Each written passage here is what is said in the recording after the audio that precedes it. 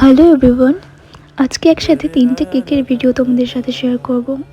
এই কেকগুলো কিন্তু বেশ কয়েকদিন আগেই আমি তৈরি করেছি। তো এই কেকটা ছিল হার্ট শেপের ওপরে এবং এটার ইনসাইড ফ্লেভারটাও আমার ঠিক করে মনে নেই। তো এই কেকটাও ছিল কাস্টমাইজ একটা কেক। কাস্টমার একটা রেফারেন্স পিকচার অনুযায়ী আমাকে কেকটাকে বানাতে বলেছিল। এই কেকটা দেখতে যতটা বেশি সুন্দর ছিল, এটা তৈরি করা কিন্তু ততটাই সহজ ছিল। নর্মাল রাউন্ড শেপ কেকগুলোর থেকে হার্ট শেপের কেকগুলো দেখতে কিন্তু একটু বেশি সুন্দর লাগে।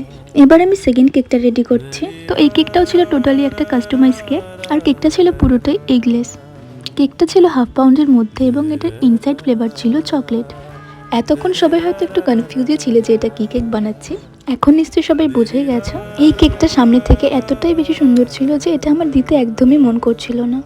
নেক্সট যে কেকটা রেডি করছি, এটা ছিল 100K সেলিব্রেশনের জন্য একটা কেক। কেকটা খুবই সিম্পল ছিল।